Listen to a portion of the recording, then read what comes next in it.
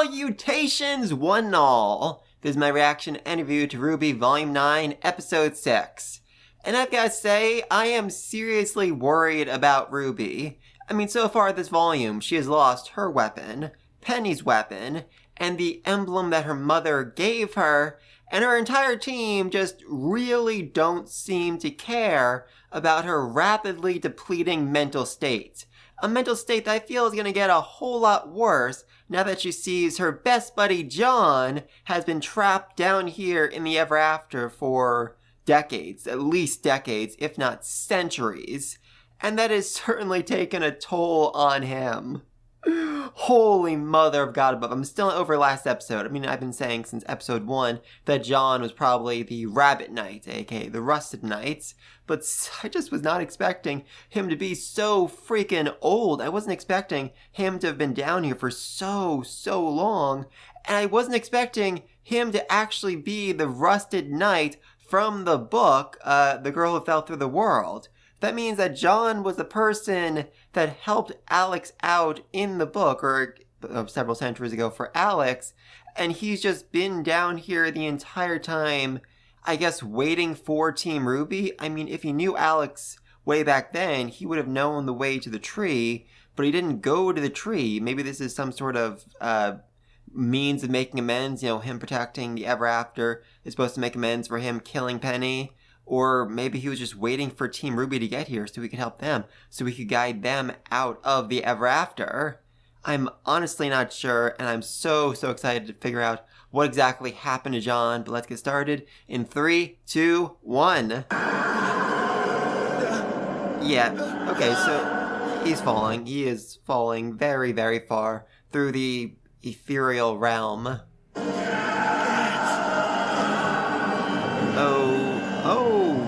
Okay. Why exactly is RWBY's scythe on fire? That is unless I'm really forgetting something, I don't think it was on fire when it fell. Okay, go Jaun. He chased after the scythe. Awesome. Am I? Well, Jaun, you are in a storybook, essentially. Okay, technically, you are in a world that everyone thinks is the world of a storybook, which was written by somebody who actually fell into this world several centuries ago, managed to escape, and then wrote a book about it. And, I was kind of hoping that since Jaun had actually, swam after Crescent Rose, that he'd managed to, actually grab it, and it was with him this entire time. At least that'd give RWBY something, just some piece of herself back. Yeah. Okay, that is a really terrifying tree right there, with something sealed inside it, I guess? It's a clock?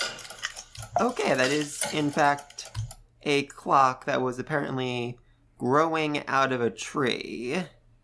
Okay, so maybe my theory was wrong and the clock sends him back in time rather than Jaun just, showing up decades before everyone else. Okay, so Jaun is in fact a time traveler. It was not just some sort of weird time dilation thing going on. And that's also why there was a clock behind him in the opening. Hey, no. Okay, this is horrifying. This is literally horrifying right here. Also, was there not a seizure warning before this episode started? I feel like that'd be, kind of necessary. Okay, I'm actually really curious now. Is Jaun the Rusted Knight, or is Jaun not the Rusted Knight from the book? I mean, I assume, considering the fact that he was so old, it would mean that he was here during Alex's time, but we didn't actually see that in the flashback, so weird. Did you spend this entire time waiting on the beach for them to show up? Because that is absolutely a wasted life right there. It's really you, right? When I saw you in the market. Yeah, Jaun, I get it. You've had a really rough life, and you're probably kind of worried, okay, am I having a mental breakdown, or are those my old friends? I'm not sure which right now. It's us. Oh, big group hug! Yay! Oh, that's what Jaun needed. And honestly, that's what RWBY needs as well, because like I said, her mental state is in absolute tatters. I mean, probably comparable to the dude who spent the last 40 years waiting on a beach for people to fall from the sky. Oh, Little got in the hug as well. Oh, I love you, Little. How did you find us? How are you the rusted knight? And when did you get so mature? Oh. Okay, right there. Right freaking there. That's it. Nobody can deny anymore that Weiss and Jaun might actually be a thing at this point. Oh, I love it. I freaking love it. Oh, gotta rewind that. How did you find us? How are you the rusted knight? That's also a very good question, Blake. I'm really curious about how Jaun is the rest of the night, but... And when did you get so mature? Oh, seriously, look at Weiss right there. That girl is thirsty. And just the blush afterwards. And just Yang and Blake right here. They fully recognize that Weiss is in fact thirsty. But RWBY looks utterly confused. Weiss, why are you blushing? Oh, I love RWBY's innocence. Oh, yeah, they can tell. They can absolutely tell. Oh, I love it. What happened in Atlas? After the rest of us fell? Oh, yeah, that's right. We didn't actually know exactly what Weiss said to RWBY. Did she actually explain that Jaun killed Penny, or what's up with that? Guess we've all got a lot of catching up to do. But we got everyone out safely. Jaun said... I mean, you got most of the people out safely, but don't forget that Cinder did kind of blow up a lot of people and send them flying off the magical stairway into the Ever After. So there's still that. There could still be a lot of Atlesian people here with you right now. Though I think even Kruby's kind of forgotten about that. We risked their home to save the relic, and we failed. Oh, Getting everyone out... That's actually a really good point from Weiss. I mean, Salem basically said, if you give up the relic, I won't destroy Atlas. And they refused to give up the relic, and Salem destroyed Atlas. I mean, everybody still escaped with their lives, but yeah, that was a big L. That was a really big L for Team RWBY. And speaking of which, RWBY, she is not looking too great right now. At least Yang is by her side. Account for something. What good is saving anybody if Salem just destroys the world anyway? That's how Ironwood thought. Oh, there we go. Okay, thank you, Yang. Thank you. Not gonna lie, I've been really ticked at you for a while now, for really all of Team RWBY, for fully ignoring RWBY's just pain and suffering, but here we have something, just a small moment of sisterly love, and I so appreciate that. You don't mean that. Are you done? Oh, We need to... okay, yeah, so Jaun is really ticked off right now. That makes sense. I mean, he is, a grizzled veteran. He's basically Ironwood at this point. Before the weather turns, or it's going to take us a lot longer to get to safety. There will be plenty of time to lick your wounds later. Wow. There will be plenty of time to lick your wounds later. Oh, I love mature Jaun. I absolutely love him. And Juniper. Juniper is so freaking adorable. Also, did Jaun ever explain how exactly he became the Rusted Knight in Alex's story? Because I still really want to know about that. So, where are we going again? Hope the cat is okay. What cat? Oh, yeah. So apparently Jaun has not had a pleasant experience with the curious cat. And that makes a lot of sense because the rest of Team RWBY has wanted to murder him for a very long time at this point. That cat! Jaun! Okay, so the curious cat not only knows the Rusted Knight, but he knows Jaun by name. Fascinating. Also, has Team RWBY not once mentioned Jaun the entire time they were with the curious cat? That is actually sad. That is actually really sad. My, it has been an indeterminate amount of time, hasn't it? They'd have to. From the story. Oh, Murder Jaun. Love Murder Jaun right there. My guess is maybe the curious cat prevented Jaun from getting to the tree with Alex. I think there's a misunderstanding. The cat can get us all out of here. That's how Alex got out, right? You didn't tell them anything. Yeah, that makes sense. That makes a lot of sense. My best guess at this point is probably the fact that Alex, I mean, since last video, but I think that Alex ascended and the person who actually escaped from the Ever After wasn't her, but rather the reformed version of her. Simply not true. I told them plenty of things. That tree is death. Okay, It absorbs that's a pretty good answer right there. you, takes your memories, and turns you into something else. If you go there, it's going to erase you. Okay, so I was right. The Alex did ascend, though she did it at the tree itself. So is the tree the thing that ascends people, not the blacksmith like I thought? They call it ascension here. It won't do that to you guys. Oh, yeah? Then what happened to Lewis? Okay. I mean, I was really expecting him to say Alex, but who the freak is Lewis? Is he one of the people who fell? Maybe Kirby didn't forget about them. Alex's brother.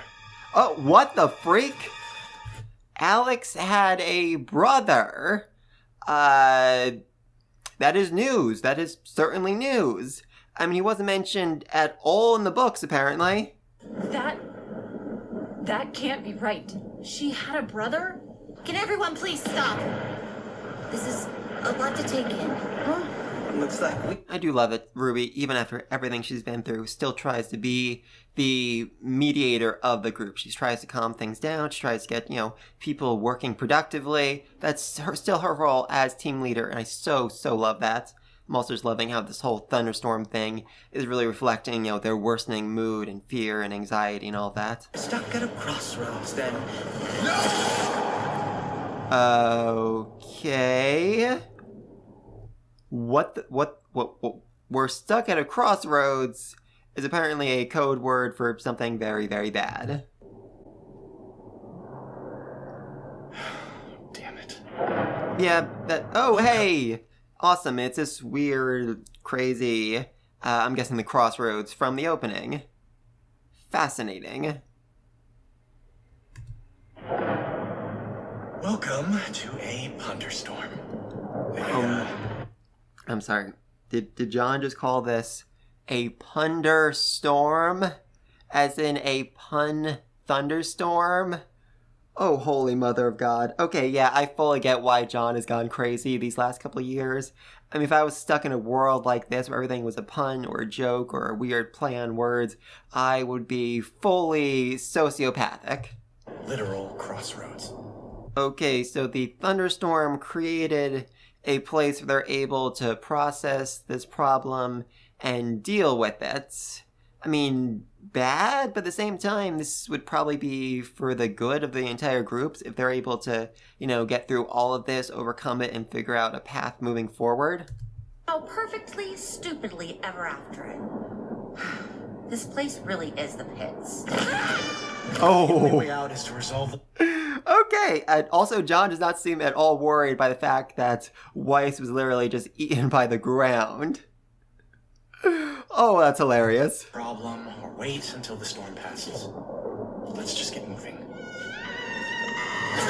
Oh, yeah, okay, that's why he wasn't worried. Oh, I love it. Also, Jaun and Weiss. I mean, I'm definitely seeing a connection here, given the fact they both just truly and utterly hate this world with every fiber of their being. Okay, I asked for that. Oh, I love you, Weiss. Must have had something bigger to work out. Oh, okay. Something bigger to work out. I mean, the big thing between Blake and Yang would either be their relationship or Adam. I'm not sure which.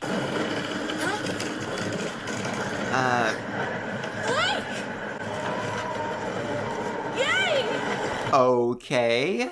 How exactly are they supposed to solve this one? I mean, I guess maybe, Yang can essentially fly if she gets enough force behind her kicks, and I guess Blake has the, her weapon that she's able to swing really far away. But how do we take the next step? Oh, the next step. It is a pun. How do they take the next step in their relationship? Because they are, kind of sort of girlfriends, but they haven't really, fully acknowledged, hey, we're girlfriends, we're dating, I love you, stuff like that. But we might actually end up getting that this episode. Huzzah! I mean, I definitely wasn't expecting Bumblebee to be such a huge part of the episode that brings Jaun back, but I'm not gonna hate it. Would go quicker if you make up your minds. Oh, that's adorable. Oh, wait. Go back. I know I saw something right there. Yes! That is not freaking RWBY, that is Summer Rose. That is Summer's reflection. Oh, I freaking love that. It all happened. Oh, God above. Well, that's painful right there. It's not the way Alex said when she wrote it. Oh, yep, beacon falling. I guess these reflections are reflections of their past, their suffering, their pain. And as for the story being true, it's not the way that Alex wrote it. Why would she lie? Why would she hide things so important? Like the fact she had a freaking brother who fell with her. Very weird. What? She just lied? You have no idea.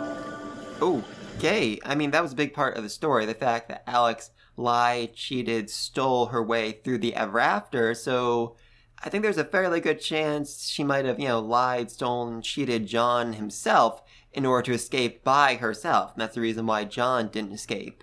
Though actually, I think about it, it's Lewis. Lewis was changed at the tree, but Alex managed to escape, probably at the tree as well. So did she sacrifice her own brother so that she could escape? Oh, that would be awful, and I so hope that's the case. Alex really is the worst. Huzzah! And that would definitely reflect back on something I've been theorizing about for a while. I mean, back in the hallucination episode, RWBY's younger self said, oh, in the books, the heroes always win, they always save the day. And RWBY learning that Alex didn't in fact save the day, that she actually had to sacrifice people for her own sake, it might help her overcome that. It might help her realize that real life is far more complicated than storybooks, and not everybody gets a happily ever after. Somebody else showed up first. Alex and Lewis! Huzzah! Actually, I think about it, wasn't Lewis in the opening as well? I recall seeing him just being really, really confused. It was Alex. And her brother, Lewis.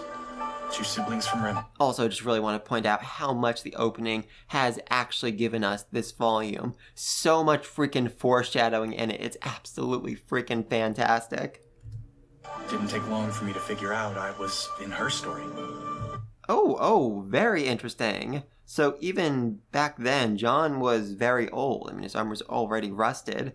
And Alex looks young, really, really young. I mean, the opening, when we see Alex, she seems like the same height as RWBY. But here she's like a really little girl. Weird. I was the rusted knight. She was selfish. Cruel. Like this whole world was simply make-believe and the rules. Oh, yes. Alex is in fact super evil. It's also reflecting back on the fact that there is a real connection between Alex and Neo in the opening. Are they trying to say that Alex was just like Neo? I'm not sure about that. Apply to her. Was it my fault? Did I change the story? Oh boy. Okay, so John's having like a full mental breakdown right here. I couldn't even be the make-believe hero. And she tried to poison him. Fascinating. So was Herb, the herbalist, always broken? I mean, what was his original purpose supposed to be? Why did he turn Alex against Jaun, her brother, and the cats? I mean, the cats said, that Herb was originally a good person who had just forgotten his purpose. He was somebody that the cat was close to, so very, very curious. Time to make it right. So, not exactly my favorite story anymore. Wow, not exactly my favorite story anymore. Oh, that is a brutal line. That is such a freaking brutal line. And also, let's just not forget the fact that Alex wasn't only so utterly selfish that she tried to poison Jaun, but also, also sacrificed her brother, but then also managed to get back to Remnant and wrote an entire storybook about how she was this brave, smart girl who managed to overcome all these obstacles and save the day. That is next level sociopathic. I'm so sorry. Wait, why don't you trust the cat then? Oh, The cat's God. A reflection of his younger self. Beautiful. Their purpose here is to feed the tree. Holy mother of God, that's actually terrifying.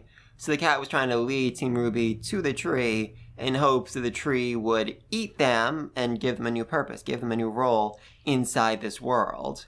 I mean, that doesn't make sense. I know this isn't actually the world of a storybook, but it's still essentially a storybook. There is a story that the world wants told, and everyone in this world who isn't actually, fitting that role needs to be fixed, needs to be adjusted. They need to be turned into a character that serves some benefit to the story as a whole. Fascinating. Keep the cycle going. I'll feel a lot better when we're together on that platform. There we go. So it's literally just taking the next step in their relationship. Oh, that's a beautiful metaphor right there. I mean, it feels a bit off having this here while Jaun is having this full mental breakdown about how the cat's evil, I tell you, it'll feed you to the tree. But I still love it. Well, yeah, you've got a really good brain. You've got a really good brain. Oh my God. I know Yang's often like a real smooth talker, but when she actually needs to be sincere, she is so clumsy and it is so freaking adorable. Okay, that did something. I talked about you, so... you have cat ears! God. Oh, Yang, you are so freaking clumsy and it is so precious. Oh God, the ears just flickered when she said that. Oh, it's precious. I think your cat ears are cute. Oh, I think your cat ears are cute. Even though I don't know what it is yet. God. Oh, this is so freaking adorable. I think you're an extraordinary person. Aw. Oh, God. I mean, Yang was expecting a compliment, but she wasn't expecting something that's utterly freaking sincere. Oh, I love it. I freaking love it. Always the first to lighten a situation. Try to keep up. Oh. I like that you've never been intimidated by me. Even when you didn't like me all that much. Yeah, that's pretty accurate. The first time I met in Beacon, these two did not get along at all. In fact, for a while, I really thought that Blake would end up with RWBY since they had that shared interest in books. A little wary of people in general. Any big truths we haven't dropped on each other yet? Come on, say it. You know you want to say it. Say the freaking L word. Say the freaking L word and I will squeal. Yeah, there we go. Oh, I love the blush. I love the blush from Yang. Did you? That didn't say it? Oh. That can't be what this is about.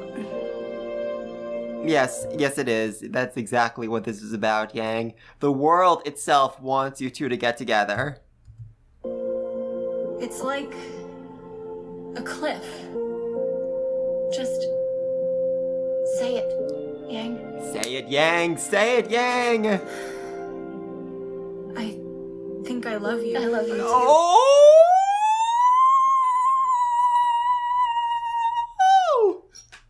Yes, baby. Oh, God. Oh, that was perfect. That was so utterly freaking perfect.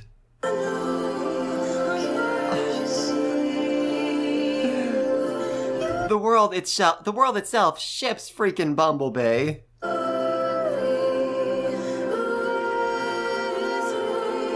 There we go. There we freaking go. Oh, thank you, RWBY. Thank you so freaking much.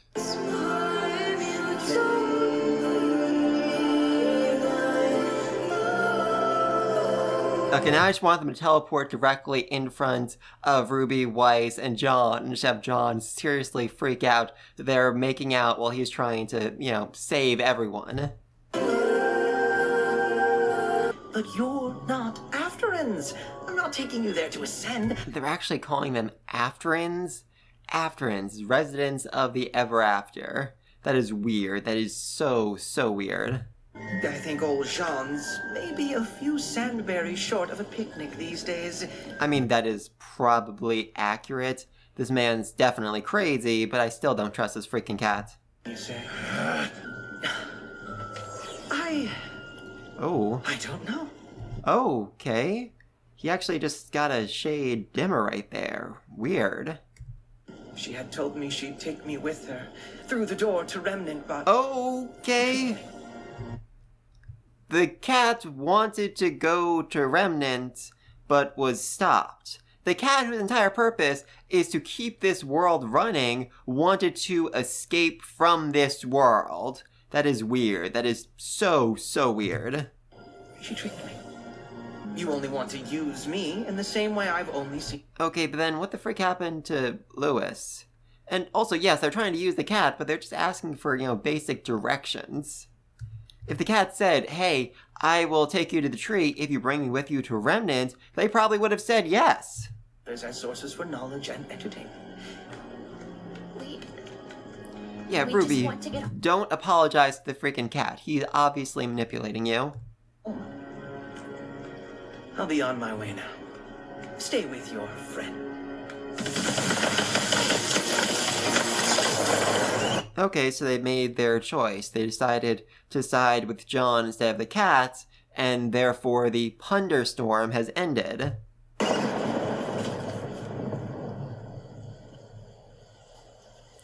Okay, yeah, there we go. There we go, right freaking there.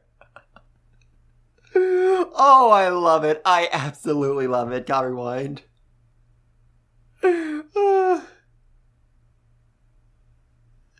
Oh, that's beautiful. Yeah, Weiss just kind of staring on like, oh, okay, what the freak happened to you two? Oh, RWBY squealed as well.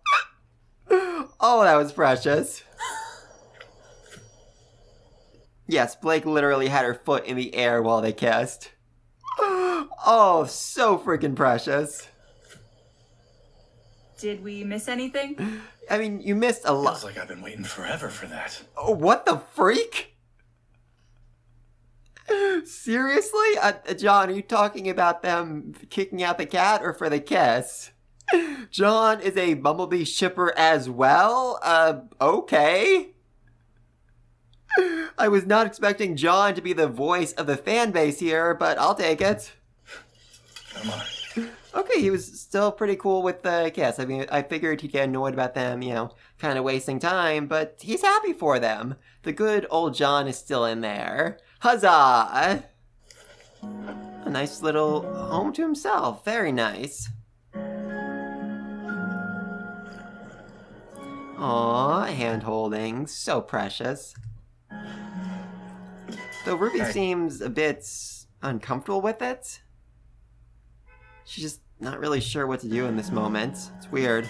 Hey, there's something I've been holding on to for you. Yes, he has it. He has freaking Crescent Rose. I mean, I kind of figured, given the fact that Crescent Rose was on the ground next to Alex when she washed up into this world, but still. Yes, finally.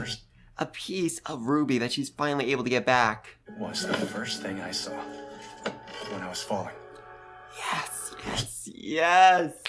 Oh, RWBY finally has her soul again. Later, when I finally found it, I knew I'd caught back up to this. Okay, so I don't like what's happening right now. There's a very unnerving air to all of this.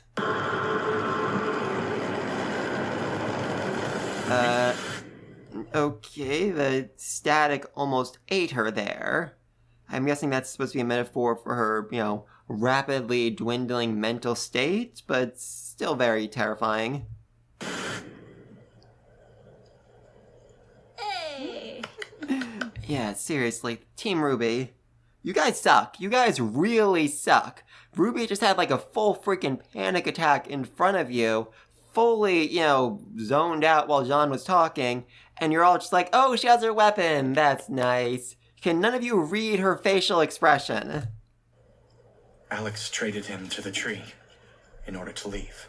Oh. And then she wrote him out of the story. Holy mother of God. Okay, so Alex sucked. Alex really, really sucked. Though this also means that, the rest of them need to trade somebody to the tree in order for them to be allowed to escape. Best bet is Jaun right here. I mean, he really can't go back to Remnant looking like this. That would just cause so many questions. So are they going to sacrifice Jaun to the tree? I mean, that seems unlikely. I could certainly see Jaun sacrificing himself to the tree. I don't know. I really don't know right now. I mean, he is basically a character in the story. He's a part of this world already. So him being remade in this world to, better become a part of the story would actually make some sense. Good night, everyone. Yeah, Ruby's not ready to take up her weapon. She's not ready to become a huntress again. It's just too traumatic. It's just too painful for her. She doesn't feel like she's worthy to wield Crescent Rose. Very sad. Alright, so first off, gotta talk about it. We finally got Bumblebee confirmed. I love the metaphor, like, oh, we need to take the next step. What next step? The next step in our relationship. Perfect. Absolutely perfect for a Punderstorm. We also got some serious vibes between Weiss and Jaun. Seriously. Oh, love that. I freaking love thirsty Weiss. Oh, it's beautiful. It is so freaking beautiful, and I love it. Meanwhile, Jaun, he's definitely in a rough state. He's been through so much while he's been in this world. But at the same time, he is a lot better off than I expected. I mean, some outbursts, some anger, but at the same time, he's still, good old Jaun. He still prioritized, protecting Crescent Rose, keeping it for RWBY. He was still so happy about Yang and Blake becoming an official couple. He is still Jaun. And therefore, I am far more worried about RWBY, who couldn't even look at her weapon without a full mental breakdown. So, yeah, that's problematic. That is very problematic. And speaking of that, we also have... Oh, God, I love this kiss. I love this kiss. Anyway, speaking of that, we have the cat who wanted to escape the ever after. That is weird. That is really, really weird right there. Because, he is essentially the administrator. I'm not sure if that's the right word to use here. He goes around. He makes sure that people are behaving the way they're supposed to, and if they aren't, he either resets them or sends them to the tree for them to be reset. So, oh, holy mother of freaking God above. Oh boy, oh boy, oh boy. I just realized where Lewis is. There is one entity in this world that was not in the book, that was not in the story that Alex wrote. The Jabberwock, or whatever it's called, the big purple thing, the one that, can actually kill things, can actually erase things from existence. That is Lewis. He was betrayed by his sister, and he became part of this world. He became death for this world. Holy mother of God, that's terrifying. But, okay, regardless of that, we also have the cat who wants to escape the ever after, but apparently that can't be done without a sacrifice. And I guess maybe Alex realized, okay, I can, sacrifice my brother and free the cat, or I can sacrifice the brother and free myself. And she chose to free herself rather than the cats. That makes some sense. But we also have the question of why exactly Alex betrayed everyone. Alex is, super evil, obviously. Even in the book, she couldn't really hide how evil she really was. But then Herb. Something happened with Herb. He told her something that made her very, very angry. Maybe just that, in order to escape the ever after, a sacrifice needed to be made, somebody needed to die, but I don't know. It's weird. Very, very weird. Also, just everyone in this picture, deeply uncomfortable. Lewis, the cat, very, very uncomfortable. But Alex is just so enraptured by whatever Herb is telling her. It's concerning. It is really freaking concerning. And unfortunately, Herb has now been reset. He's ascended, so therefore he can actually tell them what he told her. Weird. Very, very weird. But please, let me know what you think down below. Is Lewis actually the Jabberwock? What do you think of us finally getting Bumblebee confirmed? And just, oh god, I loved blushing Yang. I loved how freaked out she was about actually being honest about her feelings and emotions. That was so freaking precious. And what do you think is going to happen next to Ruby's rapidly dwindling mental state? How is she going to break next? How is she going to react to having Crescent Rose back? Because she kept it in the box. She didn't, put it behind her. She isn't wielding it. So if another fight breaks out, what exactly is she going to do? I'm really not sure. But let me know what you think down below. And until next time, peace!